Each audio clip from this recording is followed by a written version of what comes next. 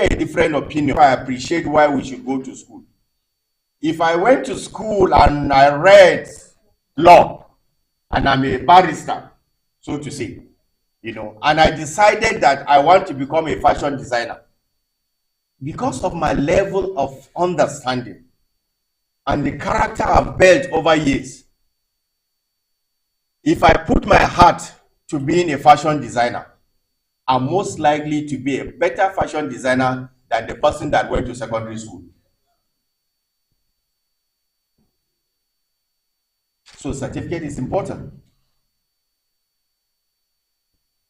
It's just that I may not go to the courts to defend a case. Isn't it? Yes, that I've decided to now shift from being a lawyer to being a fashion designer.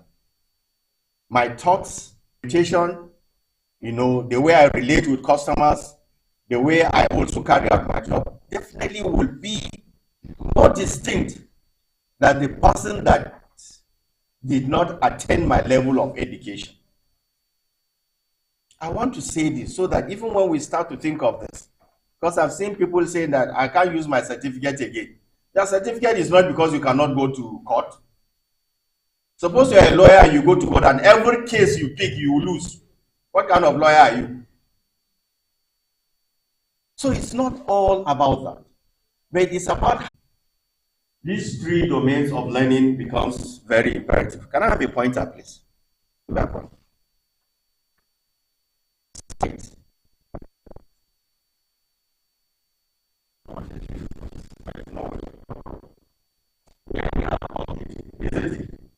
And then we have and then you have in every skill development, these three things comes into play.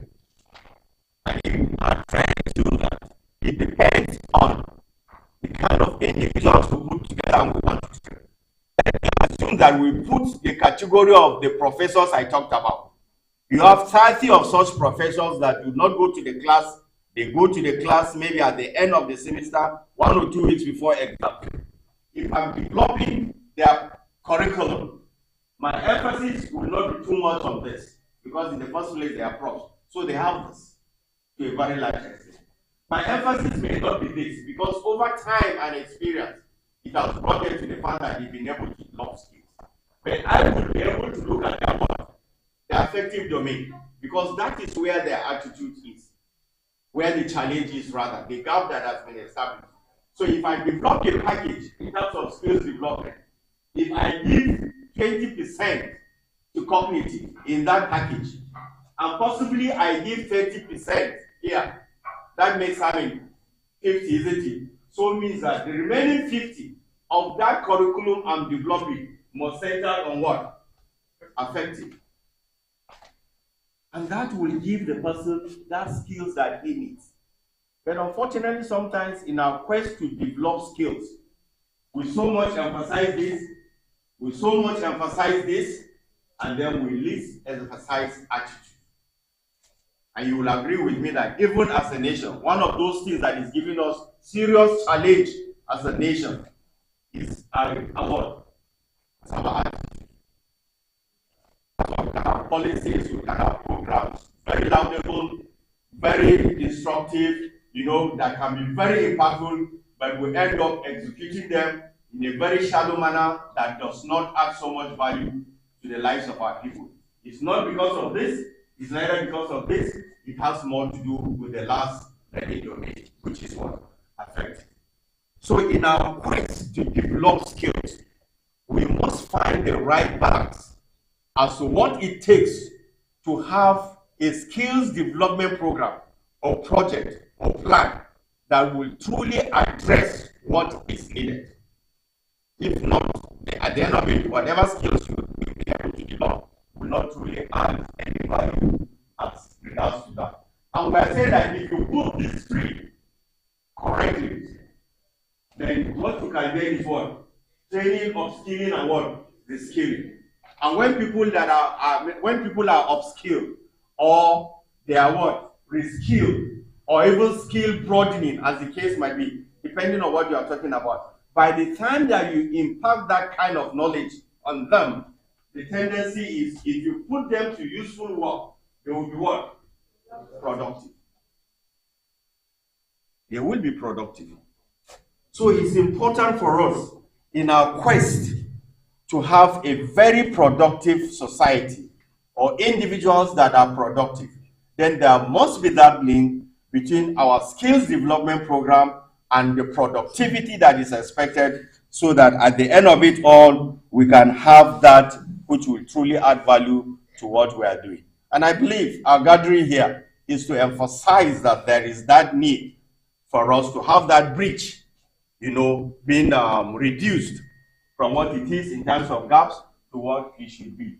And if you are productive, the tendency it brings about what? Job creation. Is that not true? Yes, productive people can create jobs themselves, not even waiting for it. They can create jobs themselves. It brings about what? Industrial what? Diversification. That's why with the skills that we have, we can do a number of things. It brings about business what? Retention and expansion. It brings about economy what? Fortification. That is what productivity can lead us to. At the same time, it can bring about what? Infrastructure development, improve quality of life, ensure what? Peace and security. Infrastructure. I came in from Jos yesterday, and because I didn't set up early, so I couldn't have taken a flight. So I had to come by road. I remember some years back, you can leave Jos and get to Abuja here in 3 hours.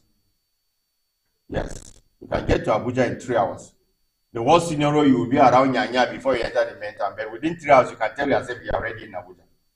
But now, if you want to make Abuja in less than 4.5 hours, the other song you'll be singing as you are coming is Lord, I'm coming home. Because the infrastructure has really deteriorated, and that takes time. Productive time is used in carrying out our trips or our journeys. So infrastructural development, but productivity tends to bring that out by way of providing solutions to such things. What then are the benefits of skills development for employability? Quickly, so that I can work with my time. I have these few points here that reflects on the skills development benefits in terms of employability. One, it generates what? Employment, and it can be self-work or what? Paid employment, as the case might be. I was just discussing with one of my younger brothers here. He came and sat and we were discussing. And I was very impressed with what he's doing right now, even in Abuja. He is as young as he is. And he's taking his life, into his hands to now tell himself that, look, I cannot continue to work the way I'm working. So whatever he's doing now, he's doing it both as paid and at the same time as also self-employed. So he directs his life to what he wants. It provides what? Diverse job opportunities. And I've talked about future skills. When there was recession some years back in Europe, those that survived were those that had multi-skills. So if you have, let's say, facility maintenance skills that covers vestry, that covers plumbing, that covers electrical installation and things like that, where there is no job for plumbers or for plumbing, you will be able to do some vestry work. Where you don't have that, you will be able to do some electrical work because you have multi-skills. And that's what I want to subscribe to all of us seated here, especially the young ones. Don't go one way. When that is not available, what next? Which means hunger will kill you. But when you are multi-skilled, the tendency for you to just flow when challenges come is also very high. So multiple job offers, we have them and so on. Effective what? Function. Improve service delivery, improve production, enhance what? Entrepreneurial ability.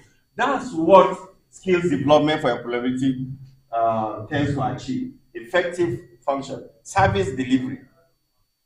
Some of us have changed tailors several times because they could not serve us. Am I right or wrong? Some of us have changed mechanics because they could not serve us. But if you have a tailor that is good, that is well-mannered, that has communication skills, that knows when to tell you not to come in 1 week, that he knows that your cloth will not be ready. You patronize such a person. The same thing with your mechanics, as the case might be. So when you have skills that gives you high rate of employability, the tendency is whatever service you go into, you will be able to serve your customers or clients well. It reduces crime. We are living at a time now that the crime rate is so high. And we all know, we all agree that one of those reasons is a lot of our youths are unemployed. Quite a number of them are unemployed. So crime rate has gone up. Drug, issues have gone up, and so on.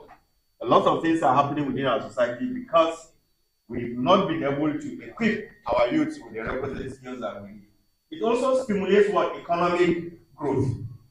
If all of us can be productive, then the tendency is our GDP as a nation is going to be high, our standard of living is going to be better. So that's one benefit that we can have. It also improves what? Income in terms of what? Distribution, where you have people that cut across doing different things.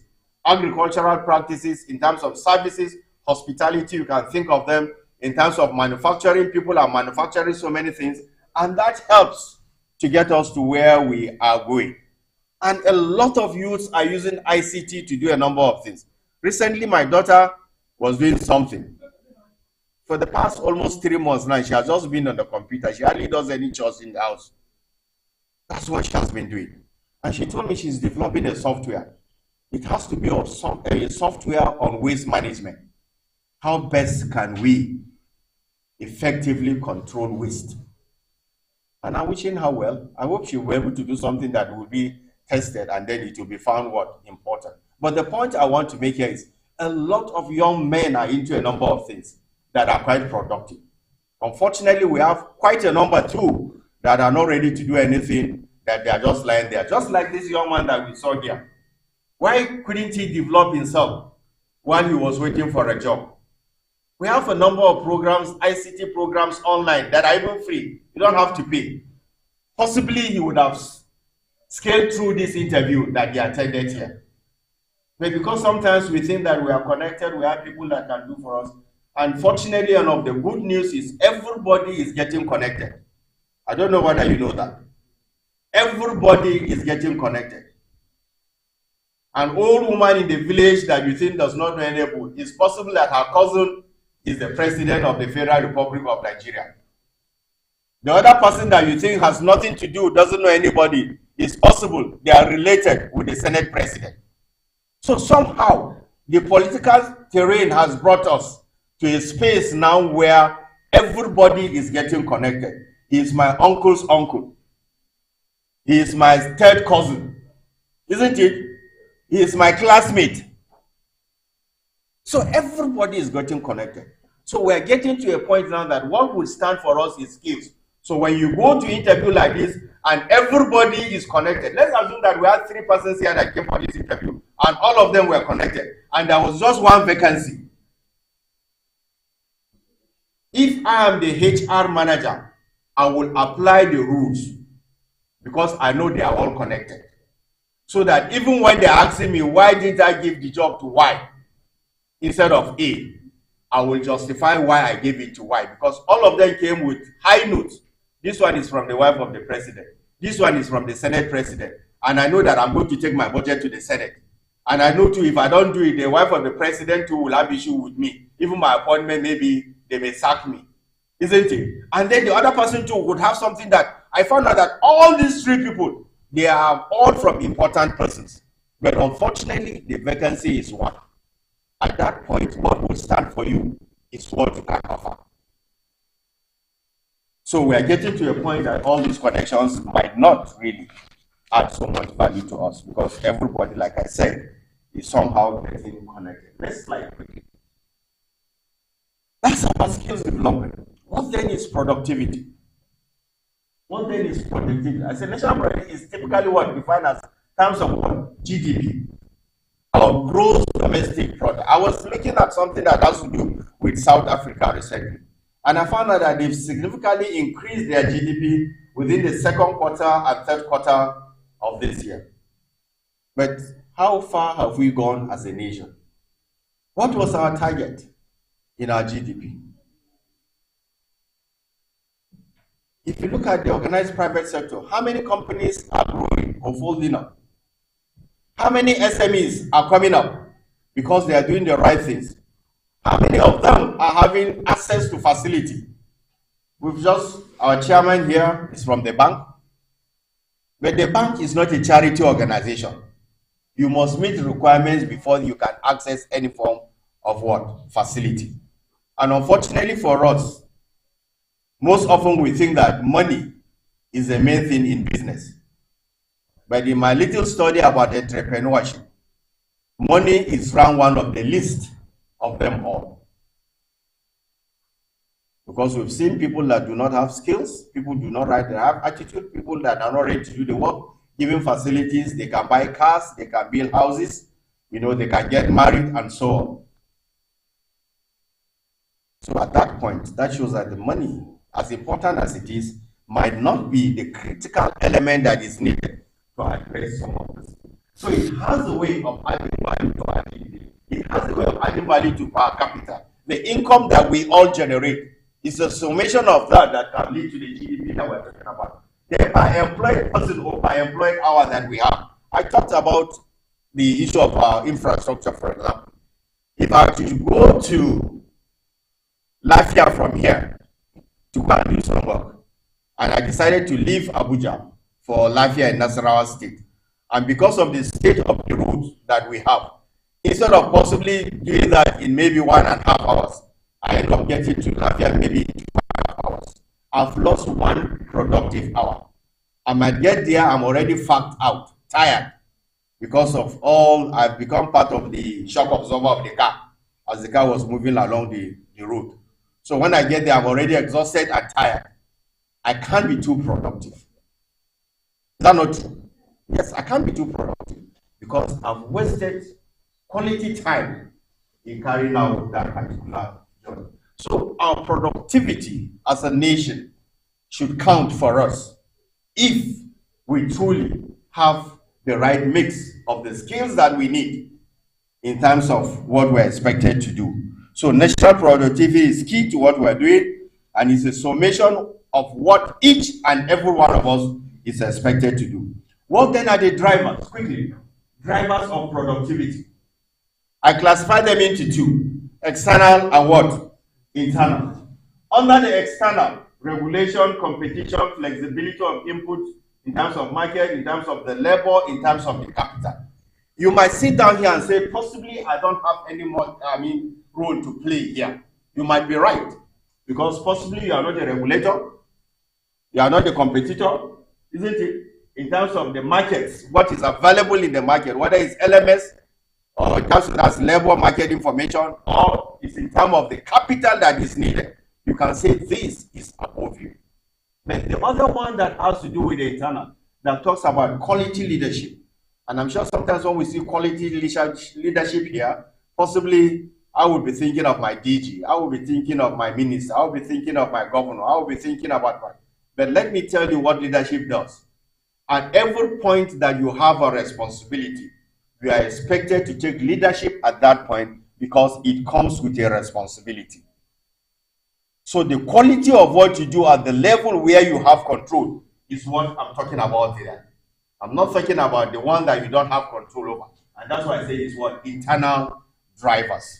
As a father, I have a responsibility. I'm a leader of my home.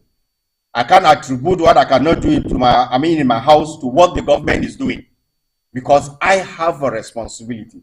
And until all of us seated here start to take responsibility to our actions or inactions, we'll continue to make the quality leadership an external driver.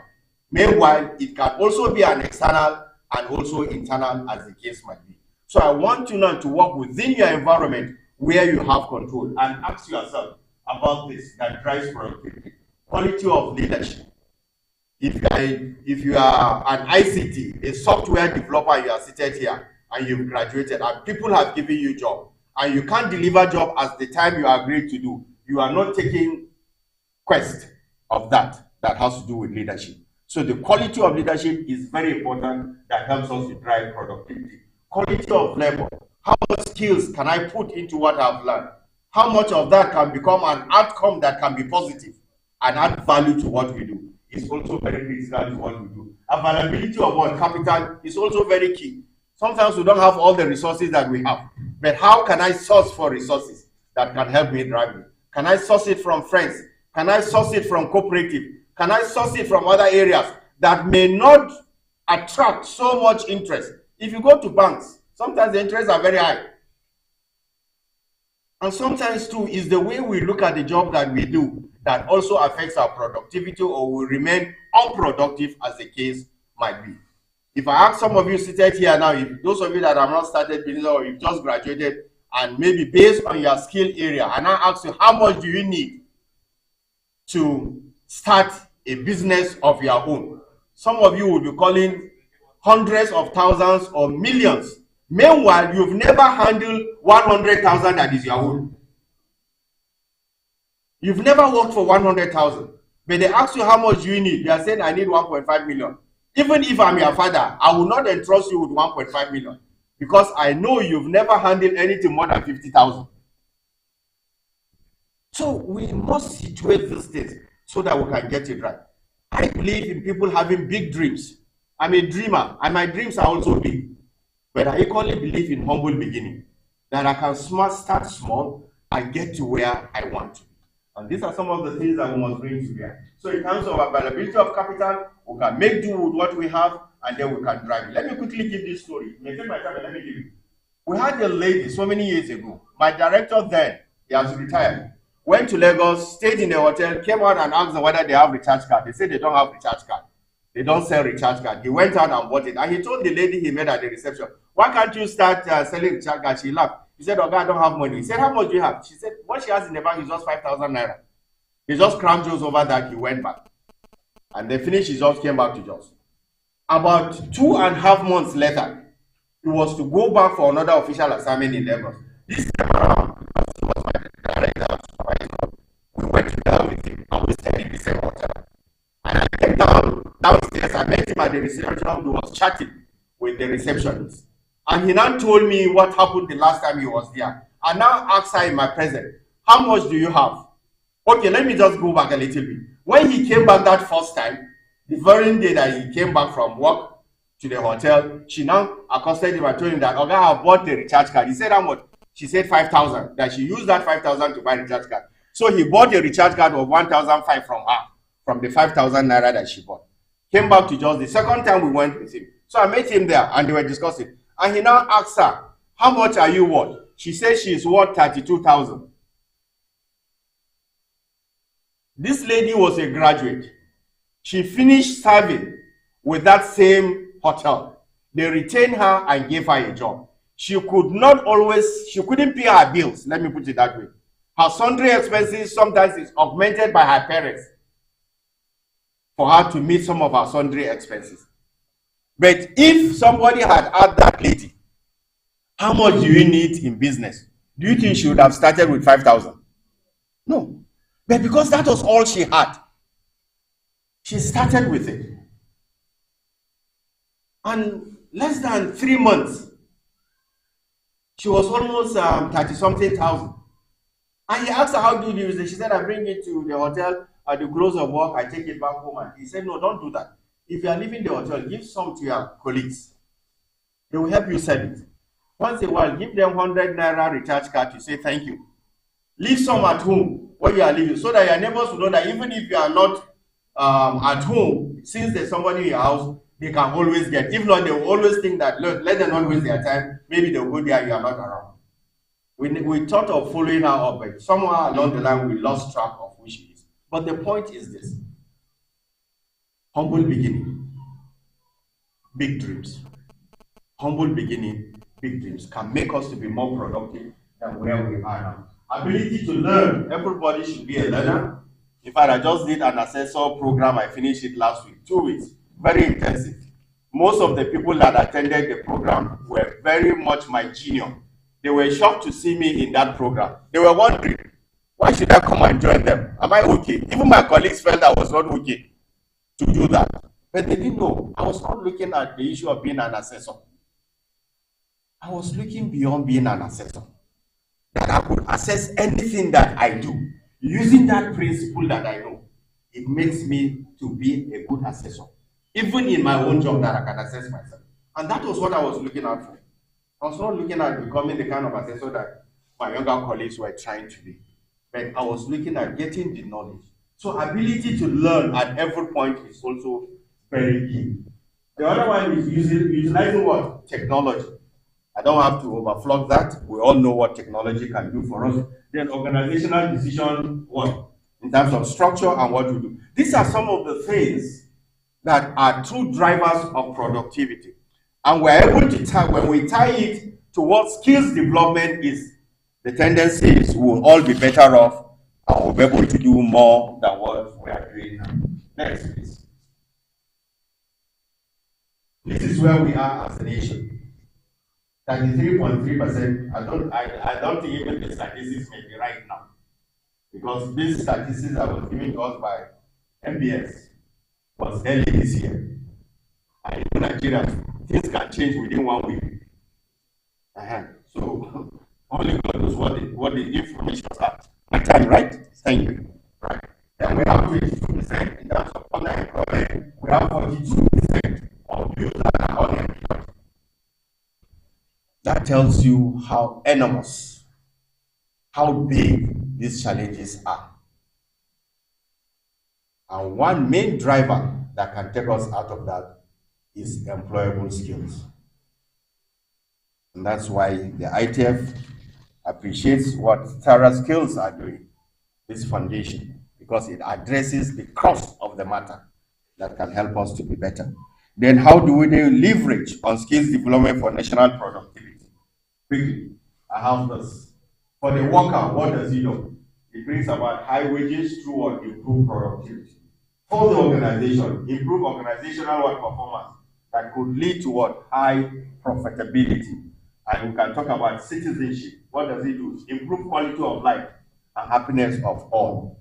For those of you that are from Imo State, you know what Ministry of Happiness can do for you and for this country. And for the country, it has a way of improving and taking us to where we need to be. We need not envy any nation. We need not envy any nation. Nigeria has everything that it takes. When I hear people saying, I wish I'm not in Nigeria, it's because we've lost it. Our leaders have lost it. All of us have lost it at various levels. We will not be honest to just talk about our leaders. At the point where we've been leading, how well are you leading? Are you adding value or are you taking value from it? Next slide quickly. Yes. How then do we leverage on this? We have that there, development of employable skills. It enhances national production in terms of efficiency, increase national production, and it goes that way. That's at the national level. We can also have it at organizational level. And you can trickle it down to the individual level as to how productive you are. I'm saying it so that even for those of us that are much older, we have a lot that we can do and add to our society by way of giving back for those of us that have really benefited from it. So when we leverage that in terms of skills development for national productivity, it can be at the national level, it can be at the organizational level, it can also be at the individual level. All these are key to what we do. It improves national productivity at the national and also at the organizational level. The next one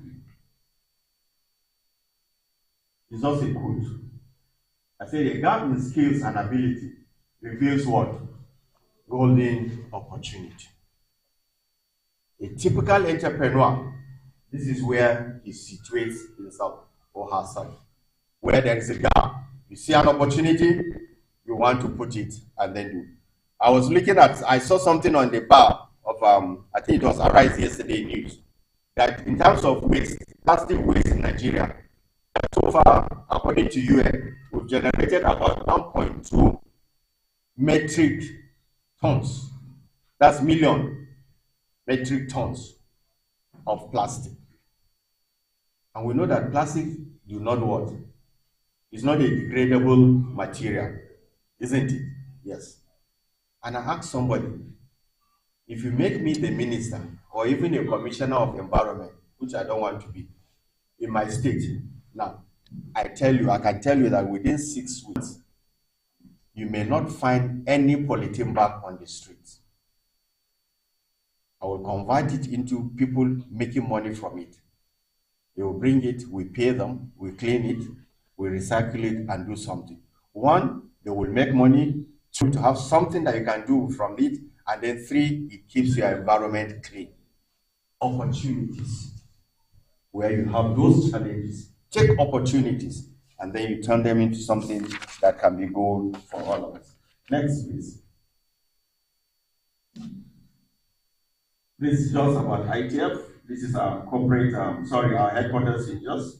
And then just to tell you a little thing, just some few minutes and I'll be done. Next slide. For us in the ITF, we see training as our own food. That's what we eat. That is what is in our DNA. Both within the public and private sector, where we now address the skills gap that are needed among those who are employed.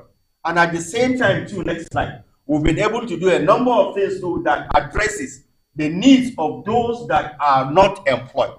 And we can have some of these are some of them that are in. These programs you've seen here are all the programs we run in the ITF. Not all. Some of the programs we run in the ITF. All of these, we do them in the ITF. And we do this one specifically or specially for those that are unemployed, where we give them skills. Be it national. This one, the first one there, we do it nationally every year in all the 36 states, including FCT. We pick a number of persons, we train them, we give them technical skills, and we provide starter packs for them so that they can stand on their own. The same thing, we have programs for women, especially for them. We have programs for the physically challenged.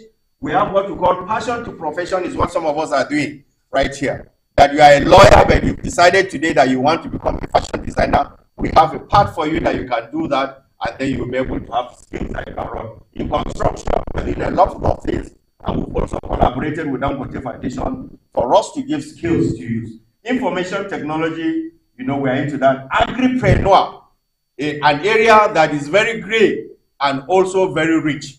We're into that. We're doing a lot of training on wheels. We have about 2 mobile units that we can take them to wherever that we can go in this nation. We have quite a number of them. That's why we do the training on wheels. And then the last one there is the training services direct that I said we do for those who are employed. In all this, the idea is give them skills, employable skills, that they can be very productive and make Nigeria better and make the life better too for themselves. So in all this, we do this to see how that can help us. And we do it in a very sustainable manner. Sustainability is key for us. So we can't take what we can show. We take it at each step and make sure that we provide all the necessary parameters, in terms of criteria that we make sure that that is attained. So it's done in a very sustainable manner to help us get to where we want to be. Next slide. These are all about sustainability of the things that we do. We have a document that talks about job creation document. And in that document, these are the sectors that we're able to be.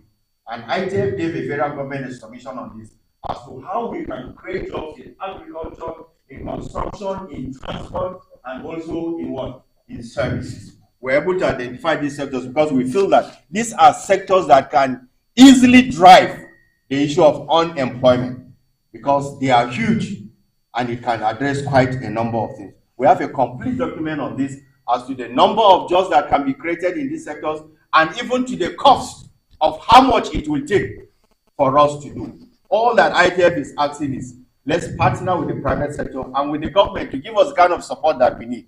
What we generate through the funds that we have is so limited. But the federal government can deliberately give ITF money.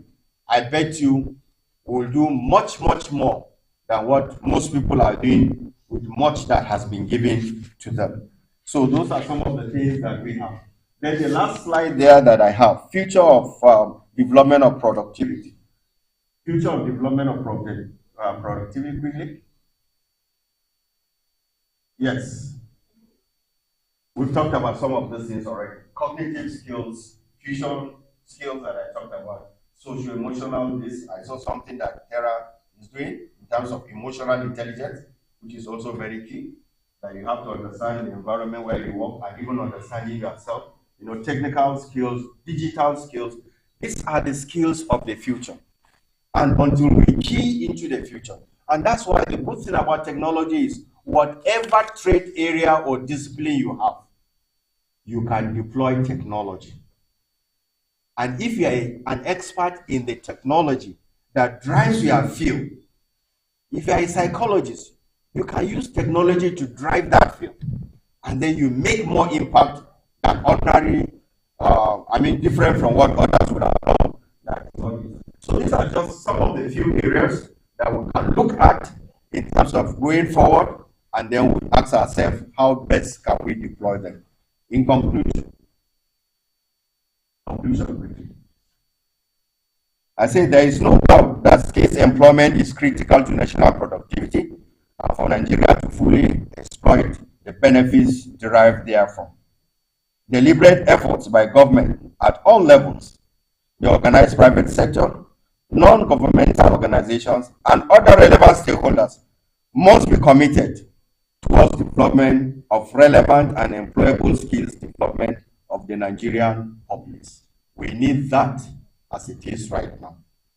We are at a crossroad, and if we don't get it right, in fact, statistics have shown that by 2050, Nigeria will be the third largest country in the world. I will be having nothing less than 450 million persons, individuals as a nation. So we'll be after China and India, will be the largest nation. And you have that kind of number and it's not productive, then you know there's a big problem for us to do. So the need for us to now synergize, with one another so that we can use the meager resources we have better.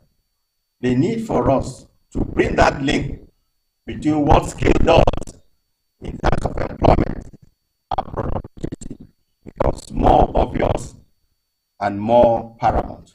We must deliberately work towards that and we must get it right. It's either now or never. Thank you all and God bless you.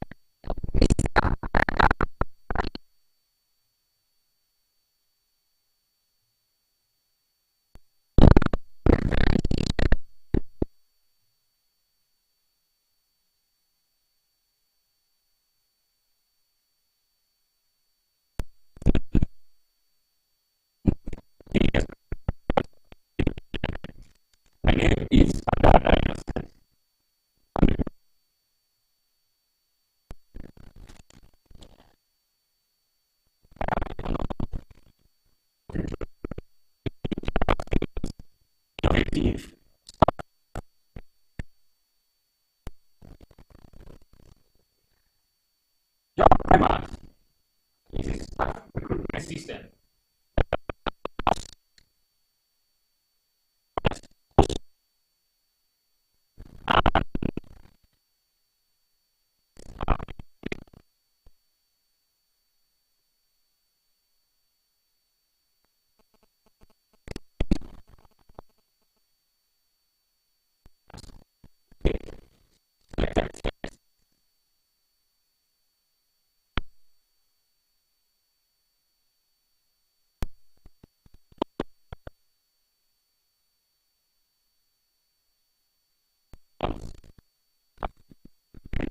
based on the skills, the process, process, and approach.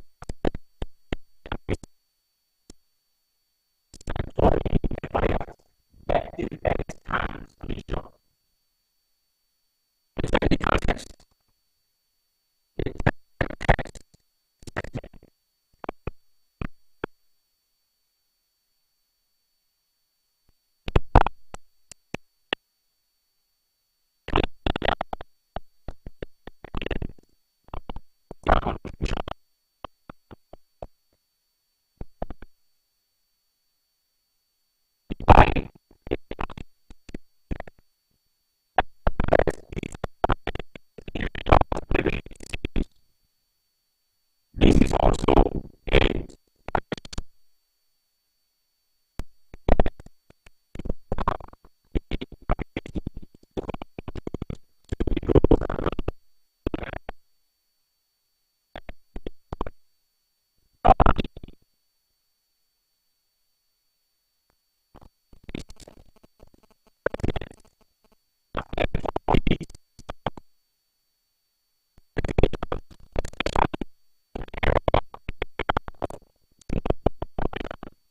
personality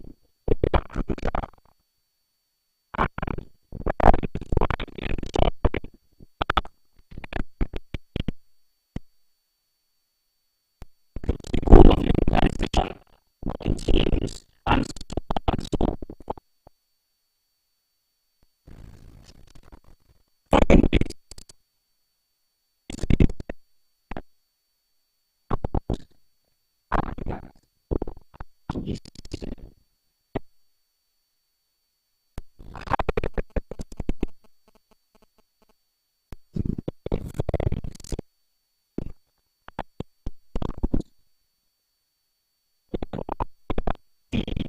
And can select based on the applicant's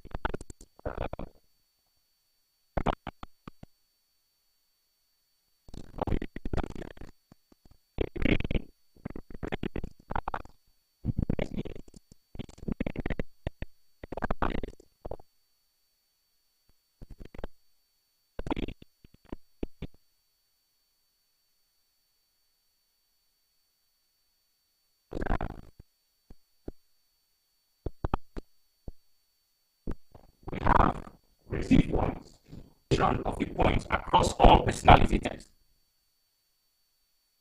After this, we have the applicant dashboard.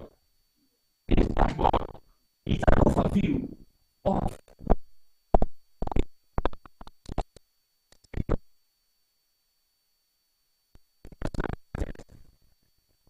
house recommendations based on the performance of the employee of the applicant. We have based on the application of this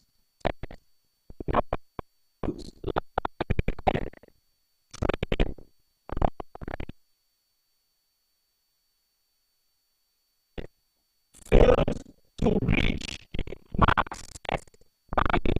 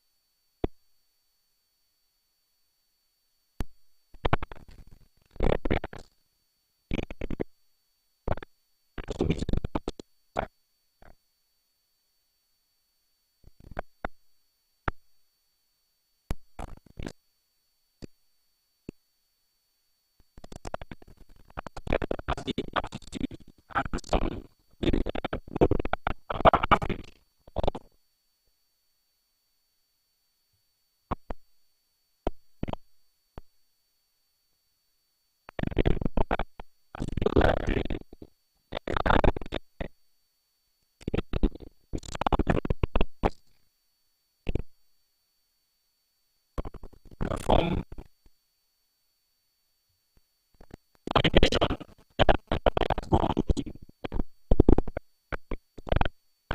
recommended.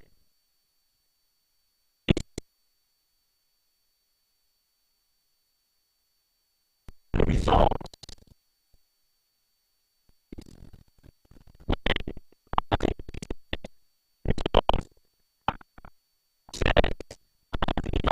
in real time. Things have been able to reduce research, reduce cost of time, and ensure that the employers get the best hands on the job.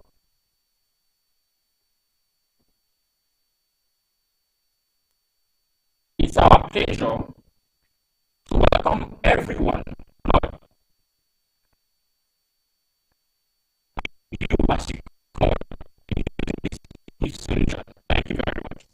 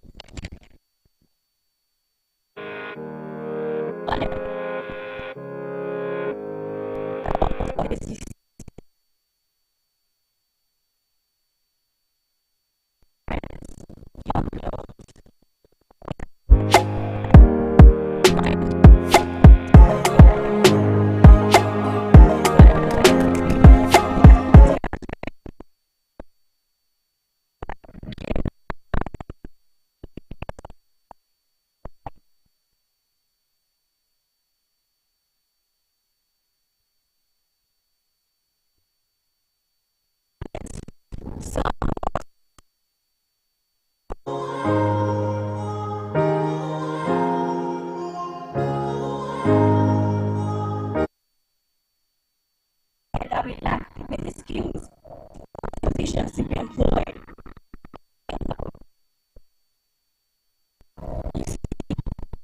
Here at Terraskills, after 4 years of research, develop dependent liability skills to help shape your skills. Here at Terraskills,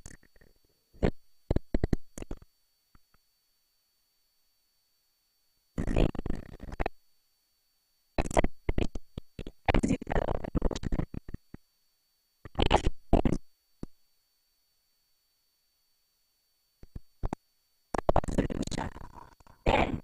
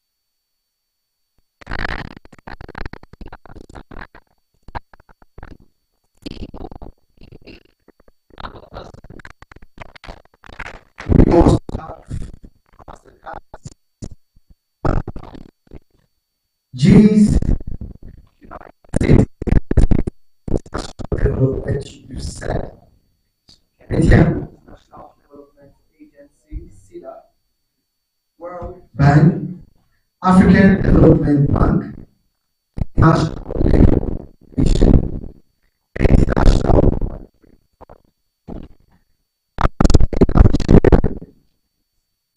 Nigerian Foundation, and the Central Bank of Nigeria. Please let's put our hands together for them. So right now, we'll be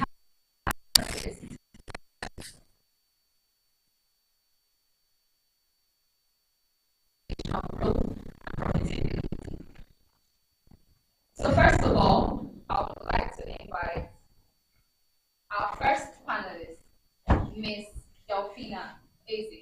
Pardon me, Mrs. Delphina Eze. A round of applause for her.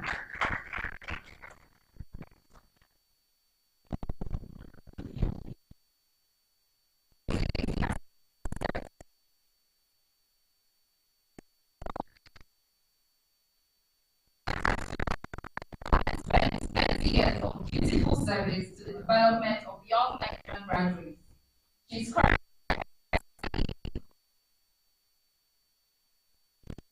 master's degree in development, immensely utilized development of research, implementation, and instrumental in Korea's participation in study activities. Please let me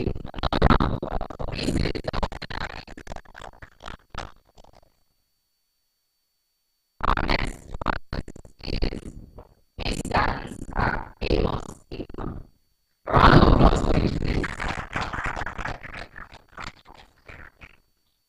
Mr. Amos appointed the first digital science from the University of Uyo, Akwa State. Mr. Amos has over 2 decades of experience and has been part of key decision-making processes in advancing and promoting Nigeria and Africa as it relates to youth capacity development, job creation, youth employment, and policy and innovation programs. We also have 2 decades of experience in the development of the Empower program in 2020. Please another round for Mr. Sibai.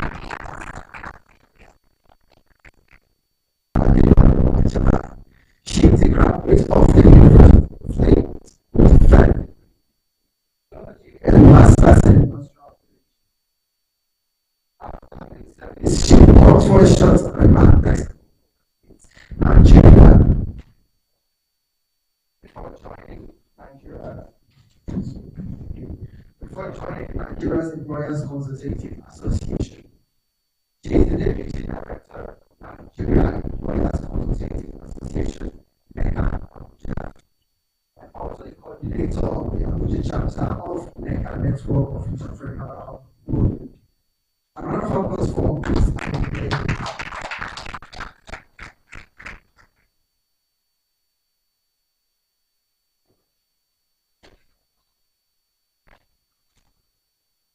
And to moderate this session, ladies and gentlemen, please help me welcome Mr.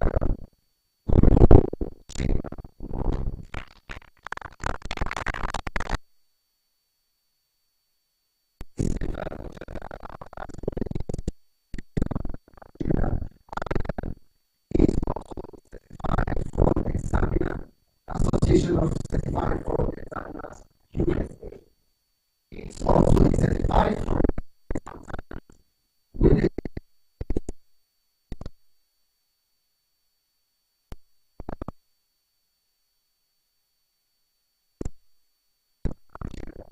a senior professional who works in the Nigerian civil service, such as establishments and meetings. Thank you.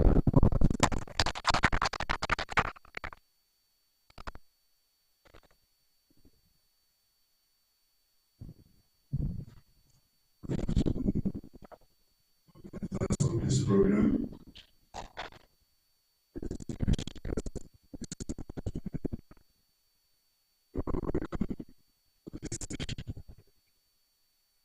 Talking about promoting employee engagement to achieve organizational growth and profitability. Of course, as an accountant, every business can stand profit. So that is our balance. So if you can make profit,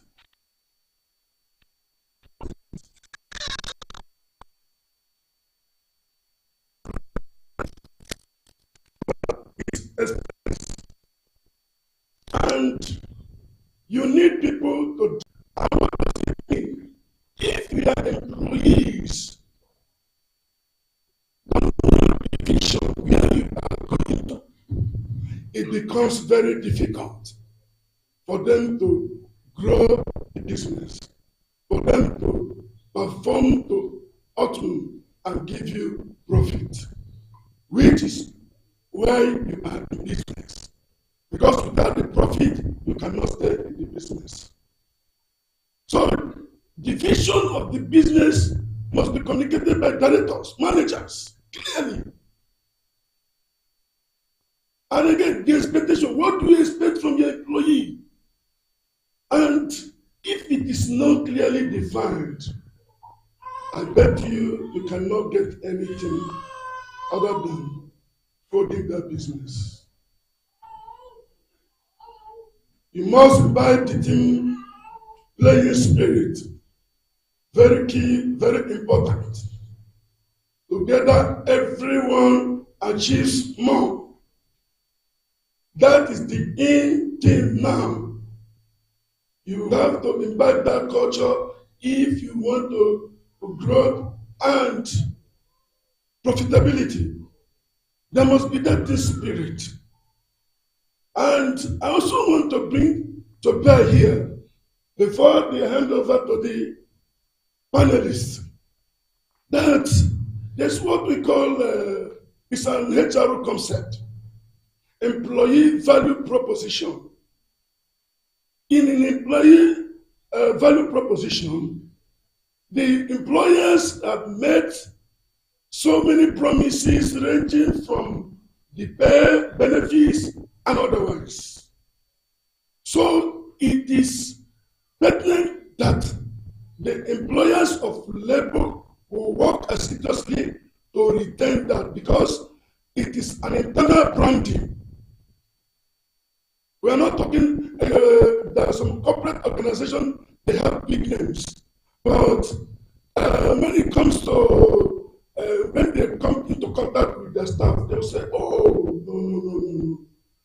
You don't that to work here. Don't that to work here.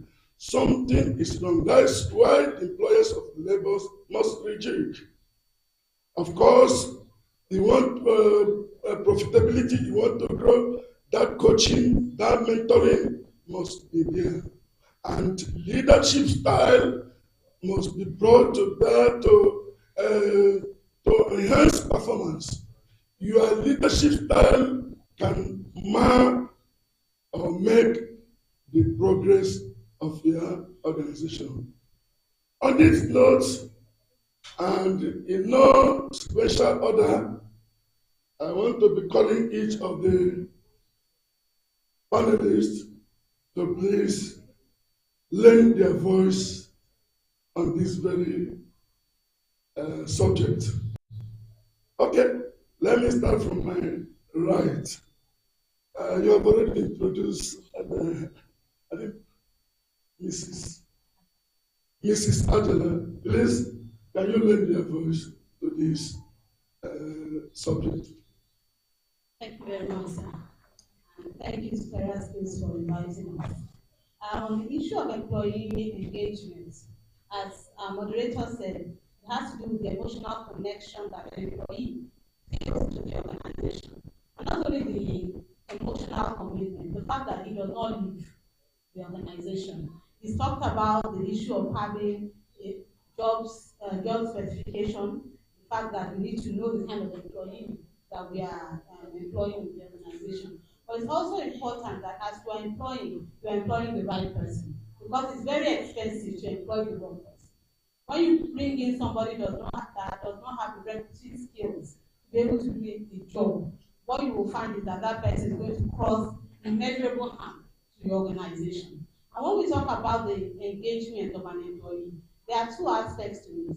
We talk about the retention, and we talk about even the emotional connection that the employee has to the company. First of all, the employee wants to know that this company that I've joined, so what does this company have for me? What are they going to use to keep me? Is it in terms of enhancing my profession, in terms of enhancing my skills and development? The keynote speaker talked about the issue of skills and the fact that you need skills in order to be productive. And then you talk about the emotional connection, which is the value that you feel that even your employer places on you. And then, of course, in terms of employee engagement, you know that there are four aspects, four issues that connect an employee to the company. You know that on the day-to-day job that he's doing, he has to be able to know that, look, he's giving value. Because if he does not feel he's giving value, he will want to leave. As an employee, you want to know that, look, whatever I'm contributing, I'm also getting something out of it. And then that comes to the issue of capacity building. How is this company going to develop my skill? We know that skills evolve. The same skill you have today is not what you have tomorrow. And then, of course, you want to know that as an organization, are you living your mission? Are you living your vision? We all know Nestle. I'm sure we all know Nestle as a company. And when you see the logo of Nestle, what do you see? You see a nest. You see nurturing. And then you see it even in the kind of products that they give, the kind of product they sell. And you want to know that, okay, this organization, does it live its mission and its vision? And for example, Nestle as a company, they give 6 months maternity because they want to show that, look, we are a nurturing organization. So an employee wants to know that, okay, this organization that I am in is actually giving, it's not just paying lip service to whatever they are doing. And then also the fact that we are talking about the kind of environment that the person works in. Am I working in a place that thinks of me as a human being? Am I working in a place that ensures that I am not harassed at work? Recently, Nigeria ratified Convention 190 that talks about harassment and discrimination in the world of work. Is the company ensuring that I'm working in a place where it is safe for me to work? Where I know that if I go to work, I'm not going to go home with missing an arm or a leg. And so all those contribute in keeping an employee engaged and emotionally connected.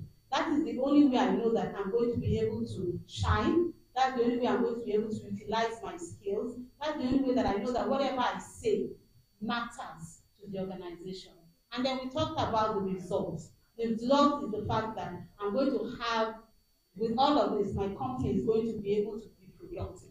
And that is the whole essence of bringing in an employee. If an employee is not productive, then there's no need to put that in. So the effect of the company is the fact that, one, you are going to have a more productive organization. There's going to be loyalty because I know that I'm valued. I'll give you an example. There was a time I had to travel out for an operation, and I had exhausted all my leave. And I spoke to my boss, and my boss said, go. I said, I have exhausted all my leave. He said, don't worry, go, it's your health. And what did that tell me? That my company values me. And of course, by the time I came back, I was prepared to give my all. I was just not a statistic.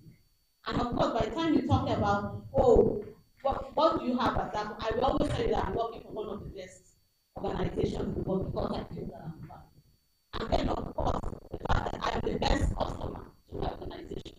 Because when an employee feels that he's the best customer, there's a saying by Richard Branson. He said that the employee comes first, even before the customer.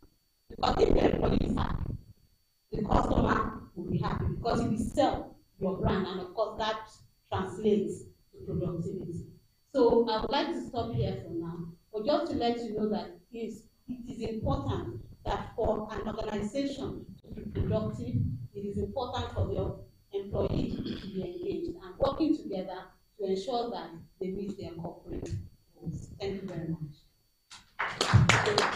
madam. Thank you. Okay. Let me hand over to Mrs. Eze. Okay, you have the floor. Thank you very much, Terraskills. Thanks for giving me the opportunity. There's a saying that to win in the marketplace, you must first win in the workplace. What does it mean to win in the marketplace? For you to be able to get profitability, you would have gotten your workers by your side. And we all know that for you to get your workers by your side, you would have known that the workers should be part of decision making. They should see themselves as people that can contribute to the company, like our sister Azelia said. They should see themselves like people that they matter, their ideas, their contribution matters. They should be people that can give some creative awareness, and you see it as something important. They should not be left out in making decisions. And apart from that, the workers have a reward system. When you are engaging the workers, there's some degree of emotional, behavioral energy you need from the workers. And this can be gotten if we understand that these workers need to be part of so many things. We are talking of our workers now. If you have a worker, some of them don't have the same skill like others. You can help them improve their skill where they are short of. You can also improve them by giving them educational uplift where they need it at every point in time. So we're able to help the system of the company. We also have them getting reward system. What's the reward system? The worker is doing so much, is bringing you so much profit into your company. Give him a reward system so that he knows that what he's doing is adding value to your company. We also talk about, apart from the reward system, you give him promotions, you give him responsibility, increase his responsibility. Don't bring in a worker or an employee that at the end of the day, he doesn't have any responsibility. Give him a responsibility that is tasking, a responsibility that will make him feel, I have value that I'm adding to the system, I'm adding to this organization. And at that, he brings, you make at every point in time, what are your achievements? Let the worker see that that achievement matters to the organization. And he sees that input is adding value to the company. Also know that in anything you do, people will also do monetary values to show kudos on your part that you are doing so much to add value to the company. And at this stage, you will find out that most workers want to give in their best. I want to use an example with Google. Google has a very good platform for their workers. They go as far as they have immediate response health presentation for their workers in case they have an issue in the office. There's a medical outfit for them immediately. They give them, involve them in clubs, to remove clubs, so that they are part of the clubs, when they have recreational centers. They also get as much as giving them their families some benefits, or anything that happens to them in the place of death. So many things are being given to them because they are working there. And they give them so many opportunities and exposures. This makes the worker feel very important, challenging, and feels that he has so much to give to the company. He has so much to give on to the company. And we also have our work employees. Employees want as much as possible to feel as one of those people that are being loved. Bring them close. Let the decisions you are making in the company start from the top down to the level of the employee, so that the employee understands your vision. I always tell people, the person you are talking to, he didn't carry the vision, you carry the vision. So explain to him what your vision is. Explain to him, he's not a visionary. Explain to him what your vision is and pass it on to the employee, so that the employee also can take that same vision with that drive and take it to the necessary point. And at this point in time, we know that our employees have we need a lot of psychological availability, psychological safety. They need safety. They want to be rest assured that if anything happens to them, like our sister just said, there's safety from your side. They have hope. Somebody is going to play ball. He said, I beg, don't let anything happen to my leg. If anything happens to my leg, nobody cares. But if he knows that he's going there, somebody is there to take care of him, he will do his best. And safety matters. And we also have people, employees that are thinking they don't want to be distracted, because they know as much as possible if they give it their best and achieve so much, it will bring a change and they will have good rewards for the employer. I also want to talk about a situation where we look at the profitability of the organization. Profitability of the organization cannot be gotten if the employee is not well cared for. And profitability, every organization is profit. And as much as that profit comes in, we get it when we enhance the needs, or we enhance the input of the employees. Thank you. I would in my voice what my co-panelists that have spoken earlier, what they have said. I think what we call employee, know how to contribute positively to the goals of the organization.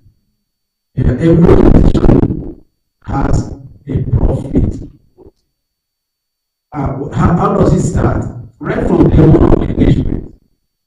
If an employee knows the goals of the organization, he will be keen to work towards the realization of the goals of the organization.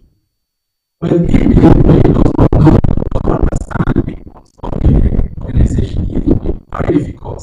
And of course, there is no charitable organization. Unless the organization does not want to make profits. If that organization wants to make profits, you cannot make profits without the employee that you have brought into play. So if the employee knows the vision of the organization, you must expect maximum satisfaction from the employee that you have brought into play. Another point I would want to add is if an employee knows what lays ahead of him, he will put in his best. And once he puts in his best, then you should expect profit maximization on the organization. What do I mean by this? If you employ a young graduate, he has vision and he knows that he can upgrade himself in the course of his duties. He can have further education, he can reskill himself, he will put in his best because he knows with all these skills or retraining that he has, that means this person has hope for me. So he puts in all his best to ensure that the goals and objectives of the organization is achieved. But if it is the other way around, the profitability of the organization will be defeated.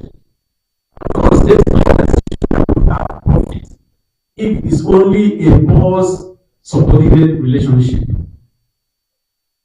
The management is there, the subordinate should not be subjected to the background. What do I mean by this?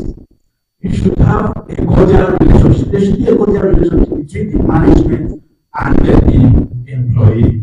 You see that it doesn't tell you anything for management to know the needs of the employee. It does not take you for anything to know the emotional condition of your employee. Once you know the emotional condition of your employee, even getting up to knowing his house. For instance, if you have an employee that lives in Nyanya Maraba houses, then coming to work, you know what that means. If you understand the route, the terrain that your employee is living, he would put in his best. He would have that hope. My boss understands area I'm living. So some bosses or some management staff, they will go as much as knowing where this employee is living. So if your employee maybe on one of the weekends he sees the boss coming to his house, how do you feel? How do you think? You've added value to him. Once he introduces you to his colleagues, his co-tenants, this is my boss in the office. You have added impetus to him, you have added value to him, and I can assure you as he's coming to work, he's ready to work hard, and he's going to give you more loyalty, he's going to give you more, he's going to exert more energy towards the organization's goals and objectives. But if the reverse is the case, and then of course you should know that he will not put in his best. Then we have spoken on tooling and retraining before you employ an employee in the organization. What are those skills lack that he has? If he's not so competent in ICT, is it possible that you can brush him, that you can give him a clean up, that he can avail himself with? Of course, we know that the world is a global village now. What are those things that you know that you will add? Is it only on welfare? Is it only to add a salary? There are people that only adding a salary might not motivate them. But knowing the nitty-gritty, knowing all those rudiments, all those things that will add value to him, welfare, common recommendation, writing a recommendation letter can give an employee maximum satisfaction in an organization. But whereby you are the boss, whatever he has done is wrong. If he has gone wrong, how do you correct him? Is it only on stick? Are you using carrot and stick approach? So those are the things that will motivate an employee to put in his best. And once he has put in his best, what stands for the organization? The profit motive. Because this organization is driven on profit motive. There's no other tendency for any organization if it does not have profit and motive behind. So once you have gotten all of this, then expect the maximum from your employee, and of course, the profit is there. With these few additions, I believe I've done justification to the employee-employer relationship. Thank you very much. Thank you very much, Mr. Sikagogo. You have heard the panelists. I'm sure that you have some takeaways. But before they leave this place, I'm going to throw some questions based on what we have heard from them. But I must tell you that I'm so impressed with these experts stayed here with me for that delivery.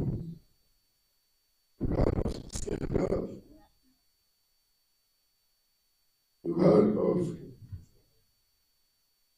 the core values that has to talk about harassment in the office. Do I have protection? I think Mr. Ajala is going to shed more light on that. What about motivation? Recognition and rewards. Let me bring up my experience in my working career. I was nominated to represent Finance and Accounts Department when I was in Port Harcourt in a committee tagged Change Team. I think I was the smallest person there then. So I have to suggest that would be enhanced productivity. And looking at the environment, I now threw up an idea, say we should discuss on work attitude. So that in that work attitude, we will incorporate recognition and rewards. The management, there was a buy-in of that idea and that topic. We floated a questionnaire, circulated to the staff. They say yes, that there is a correlation between work attitude and the production productivity. And we invited the head Professor Iyai of the University of Benin, and he came and spoke on that. And management introduced as what the family company I'm talking about. The management now introduced recognition and rewards. I bet you the next month, everybody was working hard to make sure that it will be on the list of those that will be rewarded because we made it a quarterly meeting, town hall meeting. So it's very, very important to employers of labor and the upcoming. Maybe you are not yet an employer, but tomorrow you will be. Some of these things will help you in your business. We have heard them talk about goal setting, which I equally mentioned in my opening remark, and your goal must be smart. Smart goals. You know, before I left Abuja to Benin to head an office, I discovered that I'm coming from an environment where we give credence to timelines. But we discovered that over there, they don't pay attention to timelines. And we discovered that there are reports you will bring. By the time you bring it out, the time has elapsed, it is no longer useful, they cannot help. I started working to change the orientation of that environment. And God helped me, I succeeded. And how do I succeed? Communicating division and stakeholders' expectation that they state you that by social time you should produce your report. Your ledger should be ready for us to run our accounts. And so we have to, and Ms. Eze, where I'm going to ask a question, talk about leadership. And leadership is very, very important. She also mentioned it. And it is not all about the job. We should imbibe emotional intelligence in our business. She's not mentioned she has exhausted leave. Like a young man, he was sick, admitted in the hospital. The boss didn't know. And the boss was busy typing a query. He typed the query, by the time he came back, the young man said, look, Oga, one day you will give a dead body a query. So that was on the lighter note. So we should make sure there's a mix. Okay, there is a mix in our leadership style. Why is this topic really important today as we're discussing? As a manager, you know you can't do it all alone. A manager is one who uses people to achieve results. You are not ubiquitous. You can't be here, you can't be there. And that's why attention must be paid to employee. At this point, I want to ask Mrs. Ajala, please can you shed more light on the harassment in the workplace? Thank you, sir.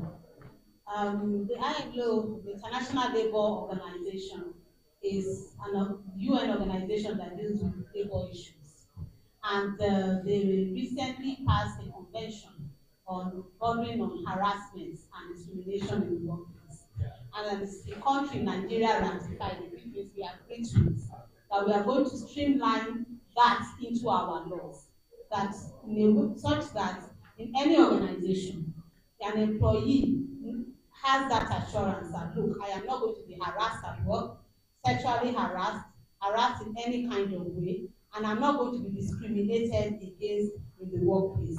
And what we try to do is to ensure that employers put in place the policies that will assure those employees that, look, if I have a boss, because it's usually top down, that is harassing me, I have a recourse and I will not be victimized for it.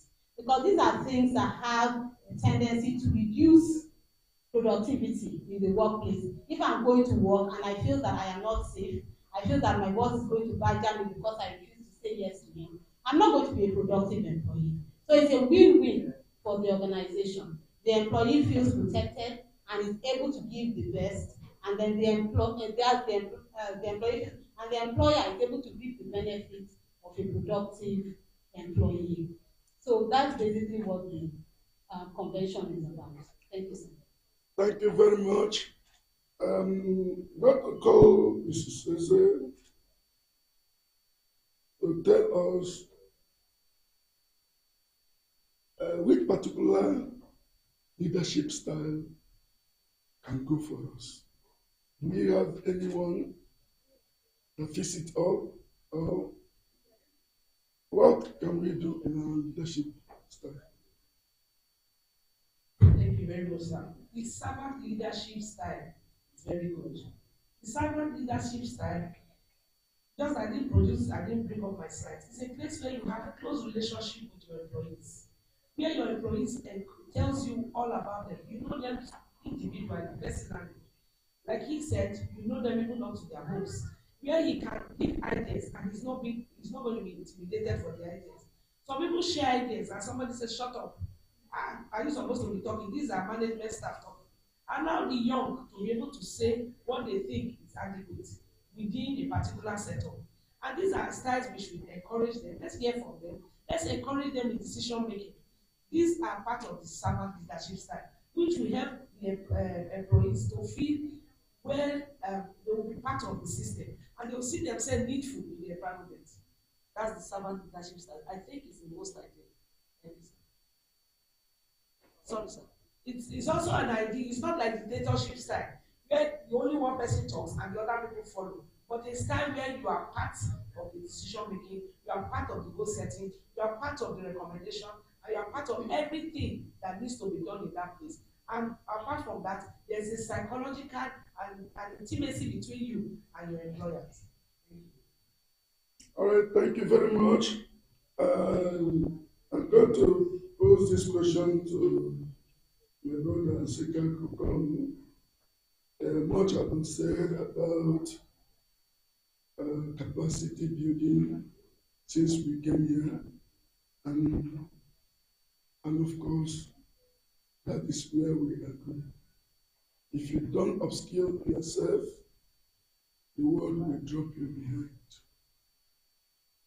So, Sika Kokon, please. Who is responsible for this capacity building? Is it the employee or is it the employer? Please, can you let us know so that we can close this session? Thank you very much, the moderator. I wouldn't say it's only the employer that should be responsible for capacity building. I want to give us a scenario from myself. I had an opportunity to travel to Dubai one time. By then, computers, laptops were not so prevalent. I bet you know how to use a laptop. So if I have